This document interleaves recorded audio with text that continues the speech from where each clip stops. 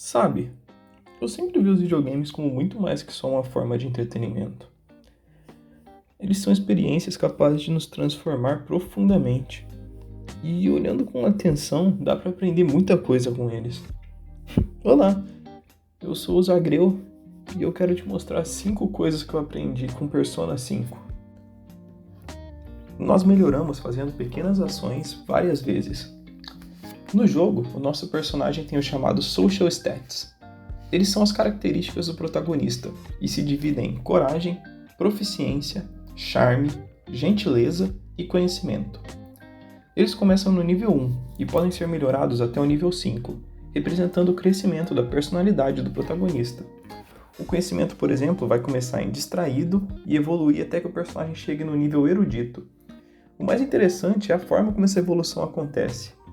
Para melhorar seus social stats, fazendo com que o protagonista cresça como pessoa, é preciso realizar certas ações várias vezes. São coisas simples e banais do dia a dia. Charme pode ser melhorado tomando banho, gentileza cuidando das plantas do seu quarto, conhecimento estudando de tarde ou participando das aulas na escola. Um detalhe legal é que todos os status também podem ser melhorados lendo livros, jogando videogames ou vendo filmes, mostrando que também podemos aprender enquanto nos divertimos. Os status sociais são representados por uma estrela que vai crescendo conforme progredimos. O ponto-chave é o fato que não basta realizar essas ações uma única vez. Quando estudamos, ganhamos alguns poucos pontos de conhecimentos, que sozinhos não têm impacto nenhum no personagem. Sequer dá para notar alguma diferença no tamanho da estrela.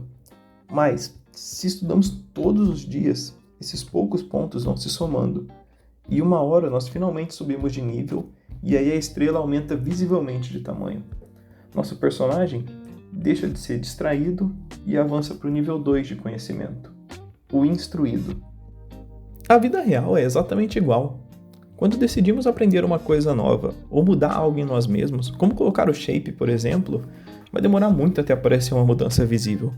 Não vai ser em um único treino que você vai ver seu bíceps aumentando. Não vai ser comendo saudável só uma vez que você vai emagrecer. E não vai ser com 1 hora de estudos que seu cérebro vai inchar igual megamente e você vai aprender tudo sobre matemática. Mas fazendo isso várias e várias vezes, essas mudanças minúsculas vão se acumular e fazer efeito. Depois de continuar insistentemente, mesmo sem ver resultados, seu bíceps finalmente aumenta um pouco, a balança mostra algumas gramas a menos e aqueles cálculos já não são mais tão difíceis. A diferença de sair do nível 1 para o nível 2 talvez não seja tão grande quanto você espera. Mas a diferença de sair do nível 1 para o nível 5, essa sim é inegável. Por isso, não desanima quando começar algo novo e não vê nenhuma diferença imediata. Não desanima só porque não virou Ramondino com 1 mês de academia e sente que o esforço até ali foi inútil. Continua insistindo, continua se empenhando em melhorar, porque um dia você de repente vai ver uma evolução inegável e todo o esforço vai ter valido a pena. Nós ganhamos acesso a novas possibilidades conforme crescemos como pessoas. Tá, mas e para que servem os status sociais que a gente upa no jogo? Acontece que há várias atividades para serem feitas pelo mundo, mas boa parte delas possui pré-requisitos. Por exemplo, para trabalhar na floricultura e ganhar dinheiro para comprar equipamentos, o protagonista precisa estar no nível 2 de charme. Do contrário, ele não é contratado. E pensando logicamente, isso faz sentido. Ninguém contrataria alguém totalmente desleixado para um serviço no qual é preciso atender e agradar a clientela. E isso não acontece só com trabalhos. Também precisamos de habilidades sociais para lidar com os personagens que vamos conhecendo ao longo do jogo. Anne, por exemplo, é uma das amigas do protagonista e parte do grupo principal. Quando a conhecemos, ela está passando por um momento difícil e opta por ficar sozinha. Por conta disso, não podemos interagir com ela e não conseguimos progredir na relação entre ela e o protagonista, uma parte fundamental do jogo. Porém, se estivermos no nível 2 de gentileza, o protagonista percebe que a Anna não está se sentindo bem e se oferece para ouvir os problemas dela e ajudar da forma como puder. Assim, conseguimos continuar a conhecer a personagem e avançar na relação que antes estava travada. Outros exemplos incluem uma personagem que precisa de ajuda para cuidar do seu jardim, e só conseguimos ajudá-la se estivermos no nível 4 de proficiência, ou um homem que parece ameaçador inicialmente, e por isso só conseguimos falar com ele se estivermos no nível 4 de coragem. De novo, A vida real é igual nesse aspecto. Muitas atividades têm pré-requisitos que precisamos cumprir, têm um determinado level. Passar no vestibular pede um nível alto de conhecimento. Conhecer pessoas novas é mais fácil dependendo dos seus níveis de charme e carisma. Reconhecer e ajudar um amigo com problemas pede certos níveis de empatia. Falar para um garçom que o seu pedido veio errado precisa de um certo nível de coragem, e se você não tiver, vai ter que aguentar o seu lanche cheio de picles. E vai por mim, essa é uma experiência de alguém que não upou esse atributo. A única diferença é que a vida real não mostra uma caixa de diálogo dizendo: você precisa estar no nível 3 de charme para realizar essa ação, e te impede de fazer aquilo se o seu nível estiver mais baixo. A vida real até te deixa tentar, mas as chances de dar errado são muito grandes, já que você ainda não está preparado. É como tentar enfrentar um monstro nível 15 num RPG estando nível 1. Nada te impede, mas você provavelmente vai falhar miseravelmente.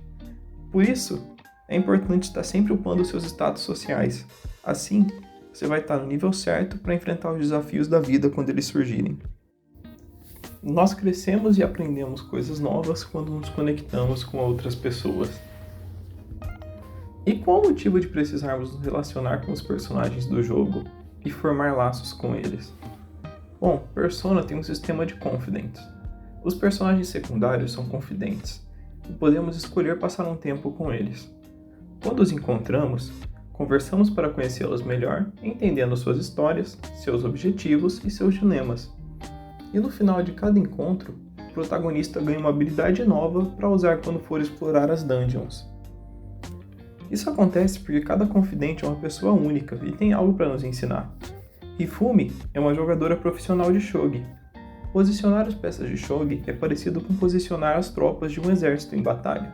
Por isso, quando passamos tempo jogando com ela, o protagonista aprende estratégias militares que ele depois adapta para serem usadas no combate do jogo, como uma manobra defensiva que nos permite fugir dos inimigos instantaneamente. Quando saímos com Sojiro, o dono de uma cafeteria, ele nos ensina a passar café e fazer curry, itens que podem ser usados para recuperar a mana dos personagens. Já passando tempo ajudando na campanha do Yoshida, um político local, faz o protagonista melhorar sua oratória e persuasão, facilitando negociações com inimigos. E mais uma vez, é a mesma coisa na vida real. Cada pessoa que nós conhecemos tem algo para nos ensinar. Conforme passamos tempo com elas, vamos, conscientemente ou não, aprendendo com elas. Pode ser de um jeito direto, quando um amigo nos ensina algo, ou pode ser de uma forma indireta. Eu, por exemplo, reparei que uma amiga levava só uma prancheta e 2 folhas para a faculdade, e experimentei fazer isso também.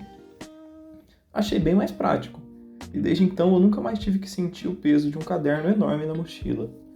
Fato é que conviver com outras pessoas inevitavelmente nos transforma.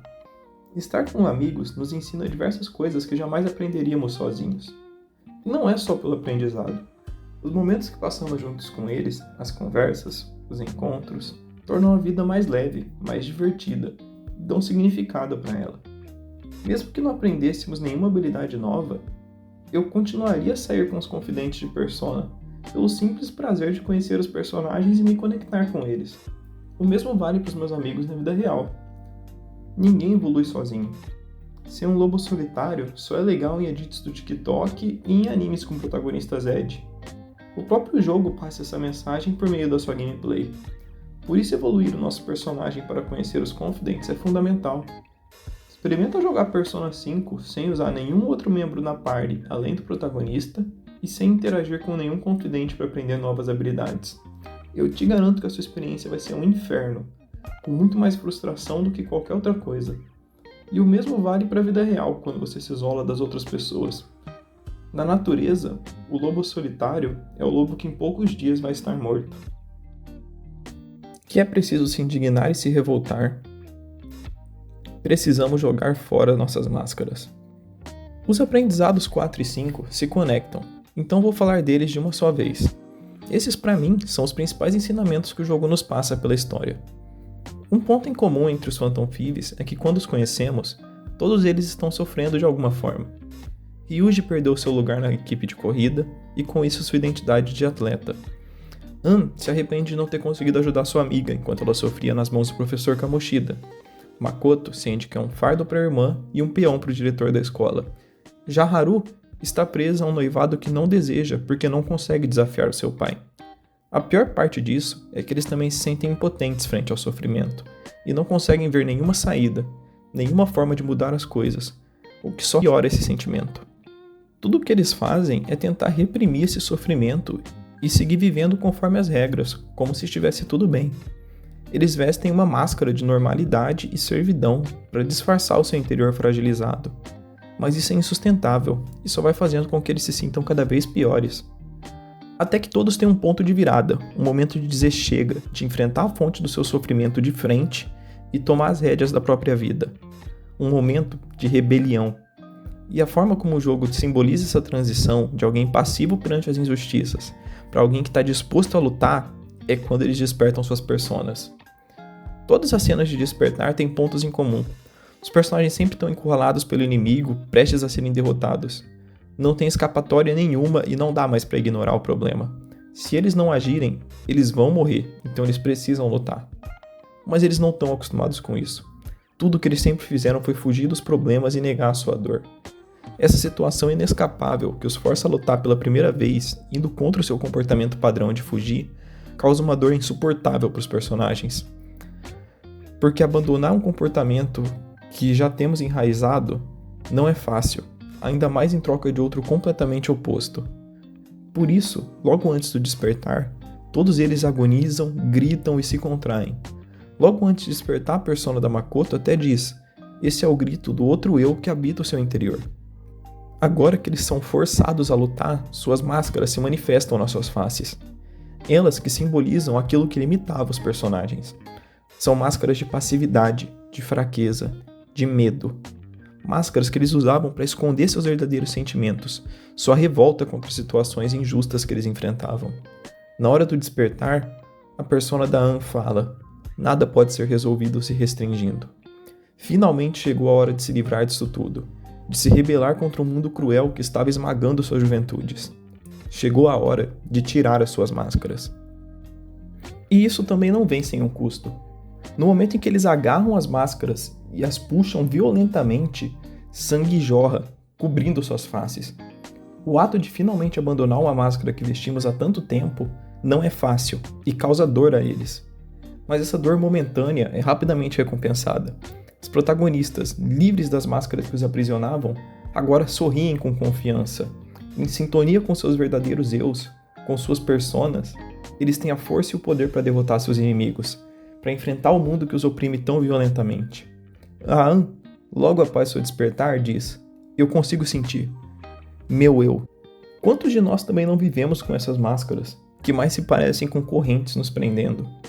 Que, assim como os protagonistas, estamos vivendo deprimidos numa realidade que nos limita, presos num emprego que nos explora, cursando uma faculdade que não gostamos, sendo incapazes de fazer algo pelas pessoas que amamos. E qual a nossa resposta para isso?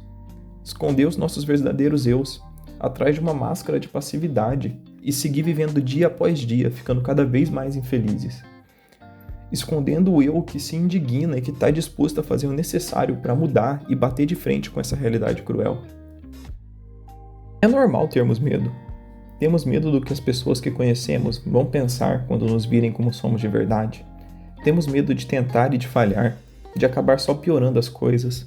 Temos medo da dor que passamos quando finalmente decidimos ser honestos com nós mesmos. Mesmo assim, é preciso seguir adiante e jogar fora nossas máscaras. Assim como os Phantom Thieves tiveram coragem e ganharam seus poderes fazendo isso, nós também nos fortalecemos quando encontramos nossos verdadeiros sentimentos. Podemos seguir vivendo cabisbaixos e deprimidos por toda a vida.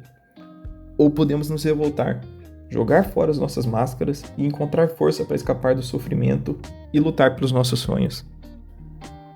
Persona 5 é um jogo sobre rebelião. É sobre se revoltar contra um mundo cruel e deixar de ser passivo perante as suas injustiças. É sobre não aceitar um destino de infelicidade e, mesmo com medo, arrancar as nossas máscaras e lutar pelo que é importante para nós.